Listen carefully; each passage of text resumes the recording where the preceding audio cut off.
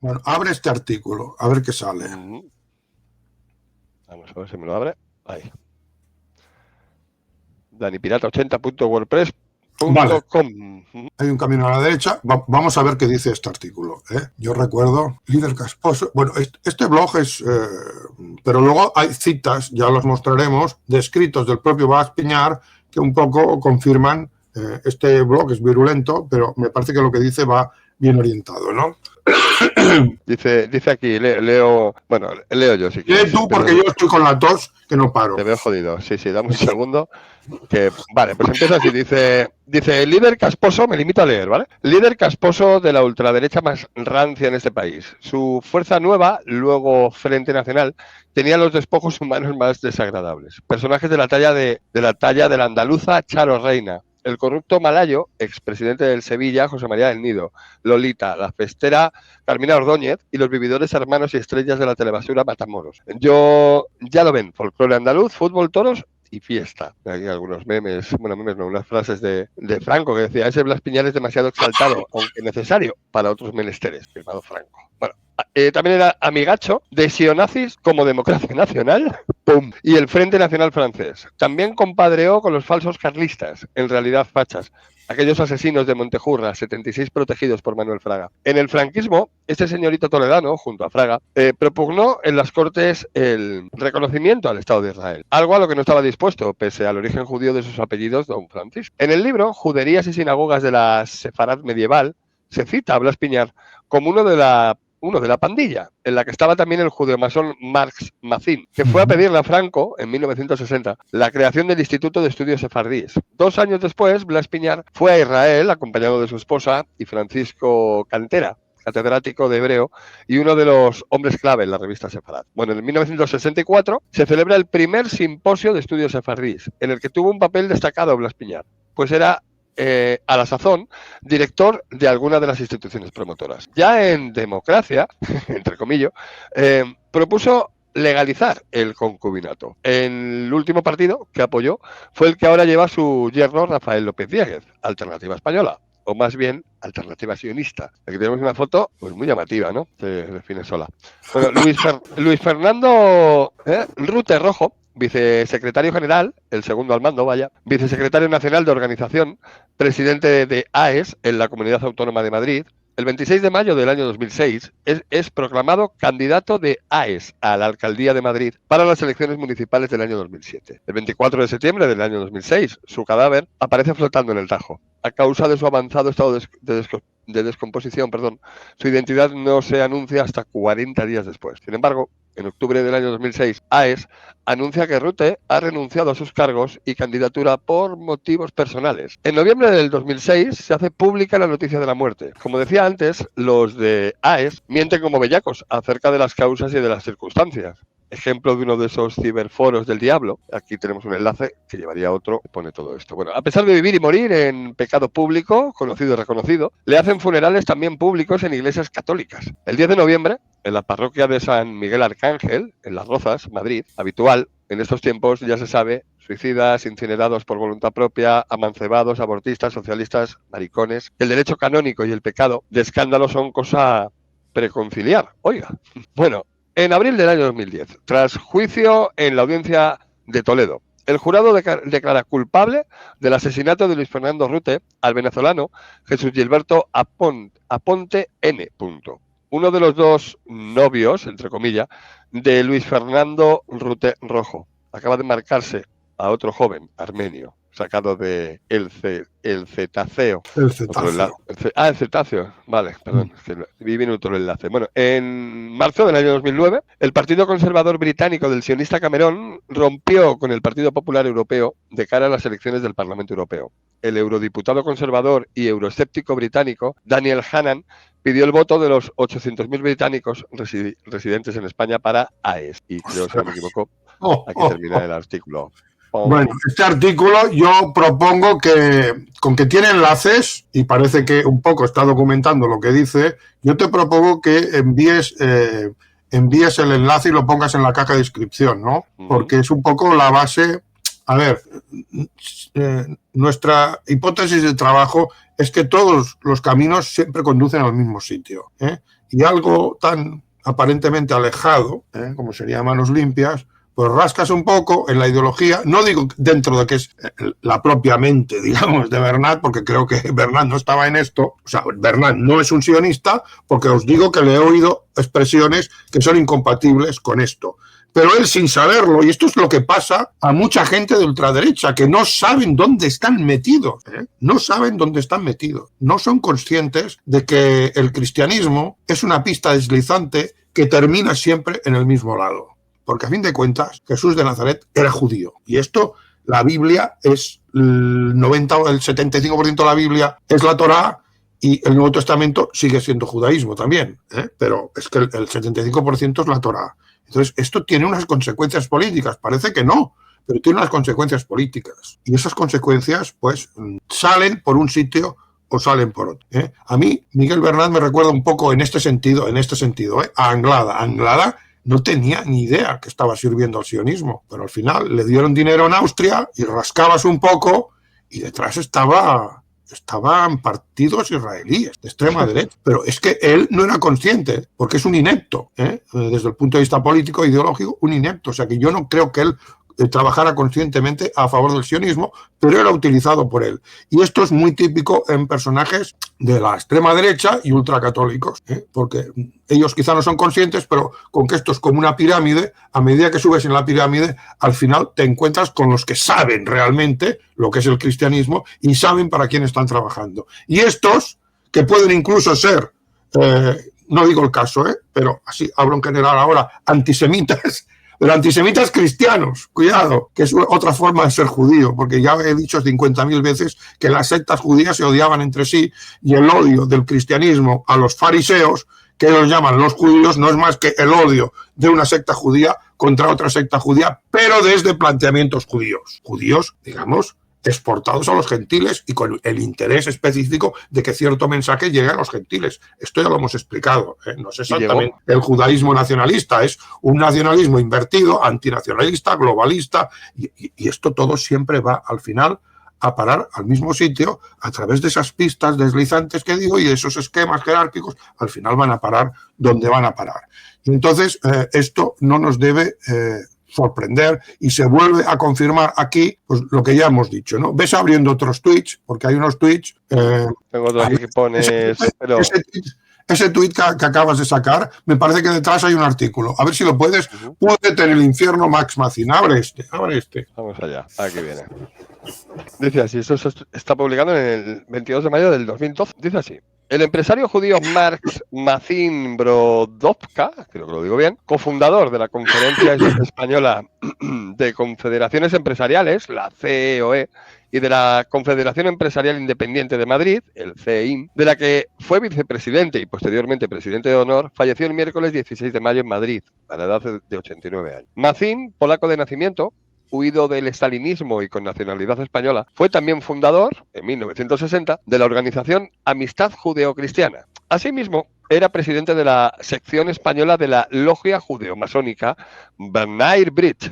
Creo que lo digo bien, bueno, sería Hijos de la Alianza. No hacía ascos tampoco al judeofascismo representado por Jabotinsky. Fue fundador y presidente durante 7 años del Consejo de Administración de World Trade Center España, miembro de la Junta Directiva de la Asociación Internacional World Trade. Participó en la fundación de Iberian Mart, de renta inmobiliaria, donde ocupó los puestos de presidente y vicepresidente de Ahorro Familiar. También tuvo intereses en Servisa, propulsora de turismo y hostelería S.A.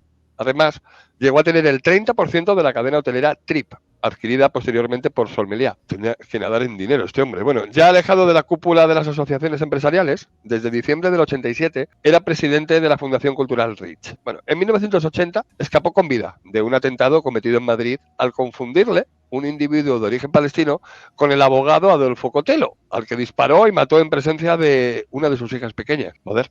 En mayo del año 2006, o sea, fue por un error, aquí no hay conspiración que valga, se equivocaron. Vale.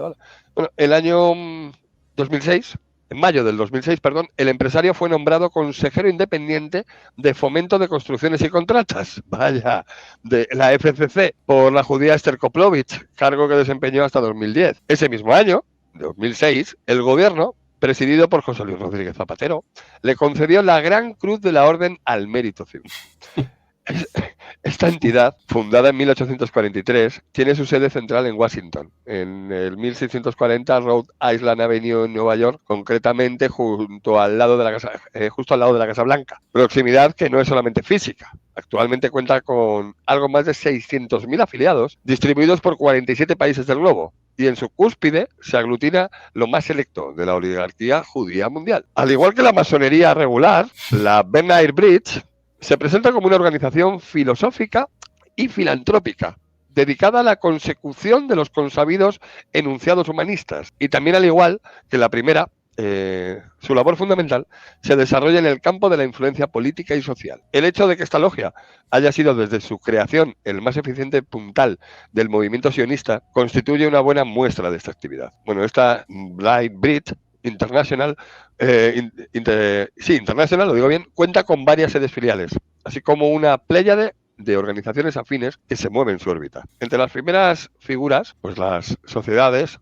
de Career Art Council Service, a ver si digo yo esto bien, de Klutschnik Museum, responsable de mantenimiento de los archivos de la logia, de Hillel's Foundation, dirigida por los medios estudiantiles, de Blind Bridge Young Organization, enfocada al campo cultural, de Blind Bridge Women, bueno, pues como se entiende, se agrupa a las mujeres afiliadas a la orden, de Antidifamación League Jews o Liga Antidifamatoria Judía, nos suena, cuyo cometido oficial es la lucha contra el antisemitismo, aunque la real sea la lucha contra el antisionismo, lo que es algo muy distinto. Pero no pocos sionistas antisemitas deben saber muy bien, dice. Y esto último no ha sido escrito a la ligera, sino con pleno conocimiento de una realidad sobradamente avalada por los hechos. Aparte de la marginación social y de la discriminación racial que padecen los judíos sefarditas de Israel, existen multitud de manifestaciones realizadas por diversas figuras de la oligarquía askenazi que avalan con creces lo dicho con anterioridad. Actitudes y posturas especialmente deleznables si se tiene en cuenta que los judíos sefarditas son precisamente los genuinos hebreosemitas, en tanto que los judíos askenazis de origen europeo, que constituyen la casta dominante en aquel país, no pertenecen a ese tronco racial. Esto es correcto, ¿no, Jaume? A ver, es que el judaísmo no es una raza, o sea, originalmente procede de una etnia que sería la hebrea, pero he dicho y repetido y está históricamente demostrado que el judaísmo antiguo ya, o sea, mucho antes de la conversión de los házaros, ya practicó el proselitismo. Y no estoy hablando del cristianismo, o sea, que eran judíos que convertían a otros, a personas que no eran de procedencia hebrea, los convertían al judaísmo. Y tuvo fases muy proselitistas, porque judíos, en este sentido, de conversos, y la suma global, pues llegaron a ser entre el 5 y el 10% de la población del Imperio Romano. Esto es una barbaridad, eran un montón en esa época y eso venía del proselitismo. Claro, y la conversión de los kazajos, de los házaros famosos, fue muy posterior. Y bueno, claro, todos esos conversos, ¿de qué etnia eran? Pues eran griegos que se convertían al judaísmo, romanos que se convertían al judaísmo, o hispanos los que se convirtieran. Pero sabemos que no es una raza, pero para ellos sí lo son. Sí, ellos, por lo menos, ¿no? Pero ellos dicen muchas cosas, como que son el pueblo elegido. Yo lo que ellos digan me ayuda, porque todo su universo es puramente delirante, ¿no? Entonces ellos se consideran una raza, sí. Y dicen, fijaos cómo justifican que alguien que no sea de su etnia se convierta al judaísmo y utilizando, digamos, el argumento racial, vamos a decirlo así, pues dicen que los que se convierten al judaísmo no siendo originariamente hebreos es que ya llevan un gen que les lleva a convertirse. Cuidado, y así dan la explicación, pero la realidad no es así, ese gen no existe. Y lo que hay es, pues, que sí, que hay una etnia originariamente, la etnia hebrea, pero luego se han convertido de todas las etnias. Hay judíos de origen negro, judíos de origen, pues eso, europeo, que son los askenazitas, y eso que llaman los auténticos judíos aquí, que serían los sefarditas, bueno, serían los judíos del mundo antiguo, pero es que ahí ya había conversos a mogollón. O sea, que la etnia hebrea ahí ya pues pasó a ser solo un componente, con lo cual todo esto de auténticos judíos por etnia no tiene sentido. No tiene sentido porque el judaísmo es sobre todo una ideología, no es una raza ni una etnia, lo cual, insisto, no significa negar que originalmente sí fuera una etnia, porque originalmente los judíos eran todos hebreos, pero en el momento en que se empieza a practicar el proselitismo, todo eso pues queda muy relativizado. Y ya con la conversión de los kazajos, pues no digo, actualmente me parece que el 80% de los judíos son askenazis. O sea, son blancos, son europeos, cuidado. El 80% son de raza europea, son arios. Y el 20%, 25%, por decir algo, serían sefarditas. Pero cuidado, ya los sefarditas ya tienen mezcla por estas conversiones que digo que se produjeron durante el Imperio Romano, que el judaísmo luego fue menos proselitista, pero en sus orígenes era muy proselitista el judaísmo, Parece curioso, pero es así. O sea, que si tú practicabas una serie de ritos, pues pasabas a ser miembro, si cumplías la ley, te circuncidabas y todas las normas, que es interminable las normas, me parece que tienen 613 normas, 613, ¿eh? Sí, bueno, claro, esto yo creo que debe afectar al equilibrio mental, pero bueno, no entremos ahora en eso. Pues no dejan puntadas sin hilo, ¿no? Como se suele decir. Sí, 613, o sea, está todo. Y no quiero poner comparaciones, pero tienen respuestas para todo se explica. O tienes un gen o lo que sea. Sí, y tenían como unas categorías intermedias, que algún día lo veremos, los metuentes, que eran conversos, pero que no cumplían toda la ley, que se les consideraba judíos, pero como judíos que estaban como en fase de aprendizaje, ¿no? Pero al cabo de varias generaciones ya pasaban a ser judíos y eran de otras etnias, ¿no? O sea, que este argumento que utiliza aquí, que este blog que se utiliza mucho, pues simplemente es falso. Y además se viene a decir que toda la parte racista del judaísmo viene de los askenazis, mientras que los sefardíes... No, perdone, pero mírese la doctrina bien, y ese racismo está ya en la Torá, mucho antes de que se convirtieran los kazajos, los házaros. Es lo mismo, antes de que se convirtieran ya era así, ya era el concepto de pueblo elegido, era el concepto que aparece, pues, por ejemplo, en el libro de Josué. Míralo, que se lee rápido y ahí ya lo ves. O sea que, bueno, esta parte había que aclararla. También veis que utiliza la palabra fascismo en el sentido que lo utilizan las izquierdas. El fascismo es todo lo que ellos consideran pues violento, nacional, extremadamente nacional. Eso ya le llaman fascismo, por eso utiliza este término. Pero no es esa parte la que nos interesa, ¿no? Es la parte que conecta con Blas Piñar, Fuerza Nueva. Sigamos mirando. Voy para allá. Bueno, por otro lado, han sido precisamente estos últimos los fundadores y principales promotores del sionismo moderno, cuyo carácter ultrarracista no puede sorprender viniendo de individuos que aplican a los sefarditas, esto es, a sus propios correligionarios, el calificativo despectivo de negro. Entre tales manifestaciones, sin duda más elocuentes que cualquier otra explicación, figuran algunas especialmente significativas. Por ejemplo, Golda Meir no tuvo pudor en afirmar que, literalmente dijo, todo judío leal debe aprender el yiddish, la lengua de los askenazis europeos, porque sin yiddish no hay judío. Ben Gurión, que hemos tratado alguna vez, le hemos mencionado alguna vez, fue más explícito aún. Dijo literalmente, no queremos que los israelíes se levantinicen, debemos luchar contra el espíritu levantino, esto es semita, que corrompe a los hombres y a las sociedades. Bueno, esto lo dijo en Le Monde, el 9/3/66. Bueno, a ver, hay que aclarar esto. Además de los judíos sefarditas, están los judíos que habían vivido en los países árabes y que ellos consideraban un poco contaminados por las costumbres, me imagino que del Islam, ¿no? Y a estos judíos levantinos, judíos orientales, que hay que distinguirlos de los sefarditas, pues los querían en Israel, porque, a ver, que los querían en Israel queda claro, porque, por ejemplo, en Irak había muchos judíos y el Mossad montó una campaña terrorista contra ellos para hacerlos huir a Israel. Y esto está comprobado. Una campaña terrorista montada por el Mossad contra los judíos iraquíes. ¿Y para qué? Pues para aterrorizarlos, y consiguieron que todos huyeran a Israel. Esto está demostrado. Entonces, eso es que los querían, pero luego, pues, por otra parte, no querían que su influencia cultural, pues, se extendiera por todo Israel. Los querían ahí para convertirlos, digamos, para asimilarlos al judaísmo que ellos consideran, porque, a ver, el judaísmo ha tenido muchas sectas, es que esto no somos conscientes de ello. Ya en la época de Jesús había un montón, ya lo he dicho varias veces, ¿no? Los saduceos no eran lo mismo que los fariseos, estaban los esenios, estaban los celotas, estaban los nazarenos, que eran los cristianos, lo que luego serían los cristianos, era otra secta. Y hay más, ahora mismo son las que vienen a la calle, hay más. O sea, que han tenido luchas tremendas entre ellos. Y claro, pues esto se reproduce dentro de Israel, diferentes interpretaciones. A esto se añade, pues quizá, pues eso, procedencias culturales distintas. Esto del yiddish, ¿qué es? El yiddish es una variante del alemán.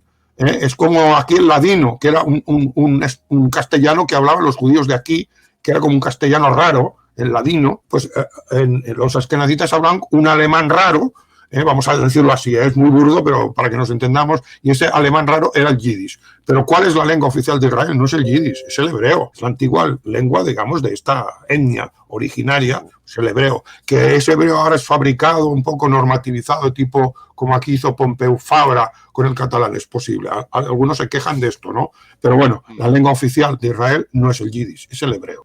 Y el hebreo sería, pues, la lengua originaria de este pueblo, ¿no? Y es una lengua semita. O sea, que todo lo que está contando aquí es para justificar, este autor, justificar, digamos, su antifascismo, de alguna manera reivindicar un judaísmo bueno. Siempre hay el extremo racismo, el racismo actual del sionismo, ¿de dónde viene? Viene de los askenazitas. Mentira, por favor, léete la Torá. Léete la Torá, no viene de los askenazitas, es originario. Bueno, este tío aquí no se entera, pero bueno, es igual. Vamos a lo que... Sigo leyendo. En el diario Le Monde, imagino que es ese diario, el 9/3/66, en parecidos términos se manifestó también M.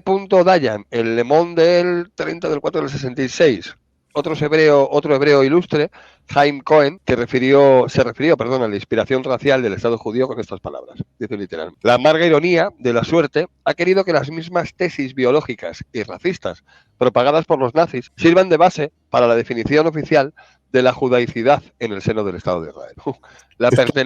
Esto es simplemente falso, simplemente falso, porque las teorías raciales de los nazis eran teorías biológicas.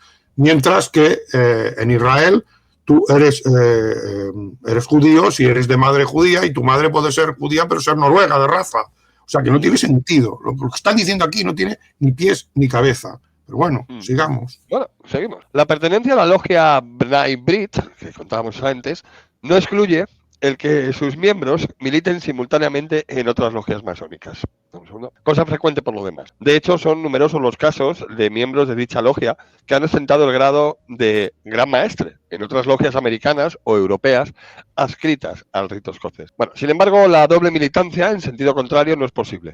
Bien puede decirse, por tanto, que la logia Bnai Brit constituye una orden específica dentro de la masonería regular. Algo parecido podría afirmarse en lo concerniente a los diversos organismos plutocráticos, oligárquicos, descritos a lo largo de estas páginas, y en el seno de los cuales los jerarcas de la Bnai Brit forman un grupo particular, de tal modo que la influencia de la oligarquía judía en la vida pública no se articula exclusivamente a través de las estructuras específicas de dicha logia, sino también por medios de otros organismos como el CFR, cuentan entre sus filas con numerosos miembros adscritos a la misma. Son las pequeñas ventajas que proporciona el hecho de estar en varios sitios a la vez. La logia Bnai Brit constituye el núcleo central de una vasta red de sociedades afines que se mueven en su órbita y que confluyen en ella.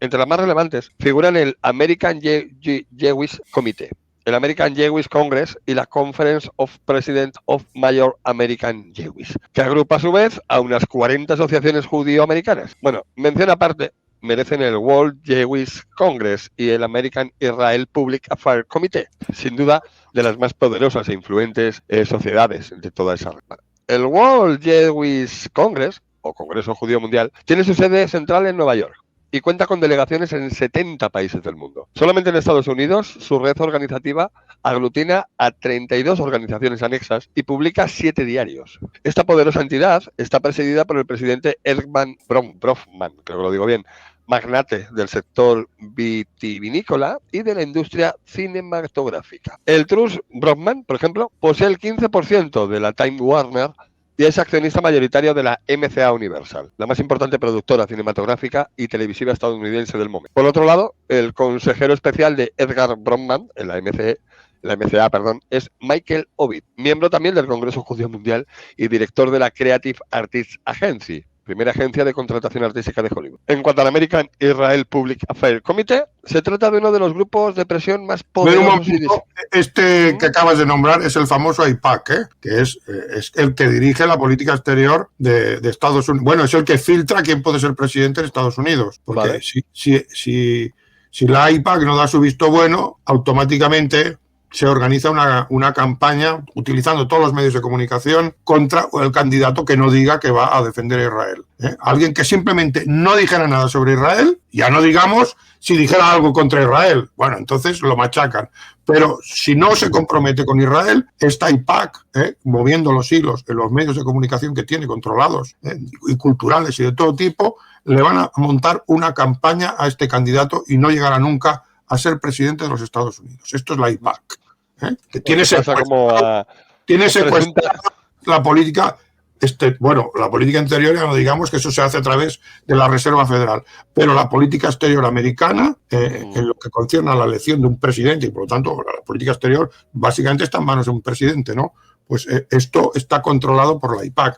Y cuidado que todos los temas de Epstein iban también por aquí, de tener material para poder chantajear a alguien. No solo a candidatos, a los candidatos por supuesto, ¿no? Pero a otras personalidades que pudieran salirse del carril que establece la oligarquía judía. O sea, esto tampoco nos sorprende, ¿no? Yo a lo que quiero llegar es a Max Mazin, a ver qué relación tenía con Fuerza Nueva, pero claro, el artículo es largo. Vamos ahí, sí, pero vamos a recorrer todo para no perdernos detalle, porque el artículo en sí pues es bastante interesante, ¿no? Pero, sí, está muy bien poner nombres y apellidos a las cosas, porque lo que digo siempre, ¿no? Oligarquía, no, espera, que tienen nombre y apellidos y vamos conociéndolos un poco. Continúo. El AIPAC, ¿no? Como has dicho, en cuanto al American Israel Public Affairs Committee, este es el AIPAC, se trata de uno de los grupos de presión más poderosos y discretos de Estados Unidos. Así lo reflejaba, sin ambages, en su número 407, en junio de 1991, la revista Le Arch, creo que lo digo bien, órgano oficial del Frente Nacional Judío Unificado. Dice literalmente, la AIPAC, es un lobby extraordinariamente potente. Literalmente, ojo, capaz de destruir la carrera pública de cualquier político anti-Israel. En lo que acabo de decir, Sí, confirmado. Conviene decir que este tipo de lenguaje directo y explícito sobre el tema tabú que ahora nos ocupa es prácticamente privativo de las publicaciones judías. Estas son, a grandes rasgos, los más descollantes engranajes de una poderosa maquinaria cuya presencia en las altas esferas políticas estadounidenses veremos a continuación. Y una vez más, ante la imposibilidad material de efectuar un recorrido exhaustivo en el tiempo, lo más apropiado será ceñirse al momento presente. Bueno, centrándonos, pues, en la actual administración Clinton, repito que esto es del año 2012, he aquí un breve resumen de dicha presente. De las 12 integrantes del Consejo Nacional de Seguridad, organismo sobre cuya importancia no será preciso extenderse, 6 proceden de esa oligarquía judía estadounidense. Por ejemplo, Samuel Berger, vicepresidente del Consejo, Martin Indyk, responsable del área de Oriente Medio, Don Stein, Richard Feynman, muchos nombres, si quiero los leo todos. Don Stein, director del área africana, Martin Indyk, responsable del área de Oriente Medio, Richard Feynman, al frente del Departamento de Hispanoamérica, Stanley Ross, jefe del Departamento de Asia, Dan Schifte, director del Departamento de Europa Occidental. En los servicios de asistencia y asesoramiento a la presidencia del gobierno figuran Avner Mikve, en calidad de attorney, fiscal general. Exacto. Ricky Seidman, como responsable de la agenda presidencial. Phil Leida, jefe adjunto del Estado Mayor. Robert Rubin, Consejo de Economía. David Heiser, director del Servicio de Prensa. En el Departamento de Estado, la lista es numerosísima, pudiendo subrayarse los nombres de Peter Tarnow, subsecretario de Estado, Lauren Summer, Mans Kurzer, aquí no ponen puestos, los leo, Denny Ross, Yehuda Mirki, Tom Miller. Bueno, otros altos cargos dignos de mención son, por ejemplo, Rem, sí, lo digo bien, Emmanuel. Bueno, es más bien Ram Emanuel, aquí se ha equivocado. Yo lo sé porque este era el que movía los hilos, luego con Obama. Estaba detrás moviendo los hilos Ram Emanuel. Del Manuel mestizo universal, que llamo yo.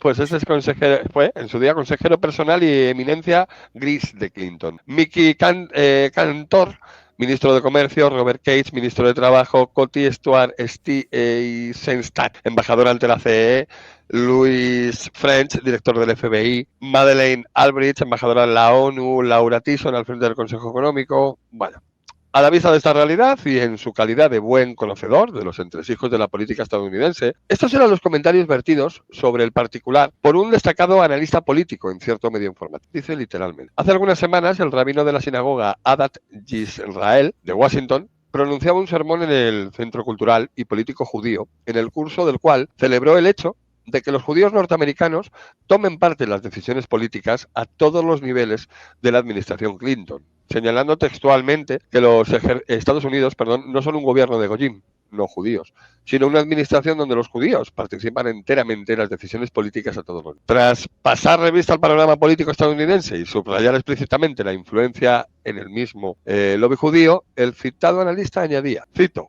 la influencia sionista no solo se manifiesta en el ámbito político, también es considerable en los medios de comunicación, donde un gran número de responsables de programas televisivos, así como la mayor parte de los redactores jefes, corresponsales y comentaristas, son judíos. La misma preeminencia se encuentra en las instituciones universitarias, en los centros de investigación, en los servicios de seguridad, en la industria cinematográfica y en los medios artísticos y literarios. Bueno, naturalmente, todos estos comentarios no pueden ser más que infundidos malintencionados. Infundios malintencionados. Lo he leído mal, perdón. De algún elemento fascistoide y antijudaico, como diría cualquier bienpensante de pesebre al uso, dice así. En efecto, el autor de los mismos fue el analista hebreo Bar Yosef, colaborador del rotativo israelí Ma'ariv, en cuyo número del 2 del 9 del 94 apareció su artículo. Dice así: bueno, Marrich es otro conocido magnate judío, por cierto, de materias primas con vínculos con el Mossad, que ha llegado a mover volúmenes de 13.000 millones de dólares anuales, a quien Bill Clinton indultó tras ser acusado durante 18 años de protagonizar el mayor fraude fiscal en la historia de los Estados Unidos. Lo indultó, sí. Y creo que primero huyó a Israel, pero luego al final lo indultaron. Bueno, en fin, un escándalo.